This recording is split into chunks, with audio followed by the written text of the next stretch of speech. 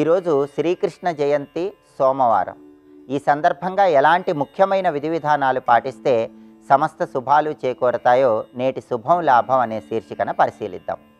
ప్రధానంగా శ్రావణ మాసం బహుళపక్షంలో కృష్ణాష్టమి సందర్భంగా కృష్ణుణ్ణి పూజించినప్పటికీ భాద్రపద మాసంలో బహుళపక్షంలో సూర్యుడు సింహరాశిలో సంచారం చేసేటప్పుడు అష్టమి తిథి నవమి తిథి ఈ రెండూ కలిసి వచ్చిన రోజు కాబట్టి కొన్ని ప్రత్యేకమైన సంప్రదాయాల ప్రకారం ప్రత్యేకమైన ప్రాంతాలలో శ్రీకృష్ణ జయంతి అనే పేరుతో ఈరోజు కృష్ణుణ్ణి పూజించాలి. కృష్ణుడికి సంబంధించిన ప్రత్యేకమైన పరిహారాలు ఈరోజు పాటించుకుంటే శ్రీకృష్ణ పరమాత్మ అనుగ్రహానికి సులభంగా పాత్రలు కావచ్చు. ఎవరైనా సరే తీవ్రమైన ఆర్థిక ఇబ్బందులు ఎదుర్కొంటున్న వాళ్ళు, అప్పుల సమస్యలు ఉన్నవాళ్ళు ఈరోజు శ్రీకృష్ణ పరమాత్మని తులసి దళాలతో నీలం రంగు పుష్పాలతో పూజించి అటుకులు నైవేద్యంగా సమర్పించి ప్రసాదంగా స్వీకరించినట్లయితే శ్రీకృష్ణుడి అనుగ్రహం వల్ల ఆర్థిక ఇబ్బందులు, అప్పుల సమస్యల నుంచి సులభంగా బయటపడవచ్చు.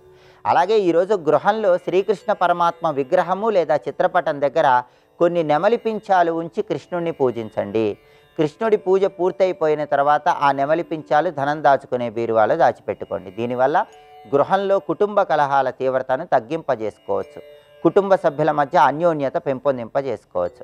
దగ్గరలో ఉన్న శ్రీకృష్ణ పరమాత్మ ఆలయంలో కృష్ణుడికి తులసి మాలికను సమర్పించటం, తులసి దళాలతో కృష్ణుడికి అర్చన చేయించుకోవటం ద్వారా కూడా శ్రీకృష్ణుడి సంపూర్ణమైన అనుగ్రహానికి సులభంగా పాత్రలు కావచ్చు.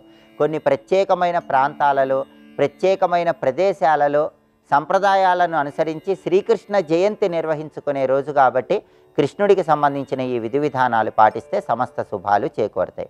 అలాగే సోమవారం కాబట్టి సోమవారానికి అధిపతి అయిన చంద్రుడికి సంబంధించిన కొన్ని ముఖ్యమైన విధి విధానాలు పాటించుకోవటం ద్వారా మానసిక అశాంతి తొలగిపోతుంది. స్థిరమైన నిర్ణయాలు తీసుకునే శక్తి సామర్థ్యాలు పెరుగుతాయి. కాబట్టి సోమవారం సందర్భంగా ప్రధానంగా వాయువ్య దీపాన్ని వెలిగించాలి. స్నానం చేశాక మీ గృహంలో వాయువ్య మూల ప్రమిదలో ఆవు నెయ్యి పోసి 2 ఒత్తులు వేసి దీపాన్ని వెలిగించాలి. ఈ వాయువ్య దీపం మానసిక అశాంతి నుంచి బయటపడేస్తుంది. అలాగే చంచలమైన మనస్సును నియంత్రించి స్థిరమైన నిర్ణయాలు తీసుకునేటటువంటి శక్తి సామర్థ్యాలను ఈ వాయువ్య దీపం కలిగింపజేస్తుంది. అలాగే ఈరోజు ఉపవాసం ఉన్న వాళ్ళందరూ కూడా రాత్రికి తెలుపు రంగులో ఉన్న పదార్థాలు ఆహారంగా స్వీకరించండి. లేదా పాలతో పరమాన్నం చేసి ఆ పరమాన్నాన్ని ఇష్టదైవానికి నైవేద్యంగా సమర్పించి ఆరు బయట వెన్నెల్లో దాన్ని ఉంచి ఆ తర్వాత దాన్ని ఆహారంగా స్వీకరించండి. ఇలా చేస్తే సోమవార ఉపవాసం సంపూర్ణమైన శుభ ఫలితాలను కలిగింపజేస్తుంది.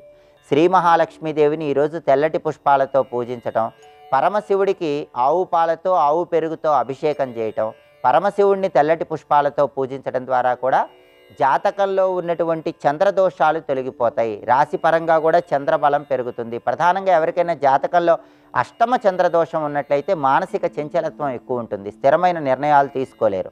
అష్టమ చంద్రదోషం వల్ల మానసిక అస్థిరత్వం ఉన్నవాళ్ళు, మానసిక అశాంతి ఉన్నవాళ్ళు సోమవారం సందర్భంగా ఈ విధి విధానాలు పాటించండి. చంద్రబలాన్ని పెంపొందింపజేసుకొని సమస్త శుభాలను సిద్ధింపజేసుకోండి.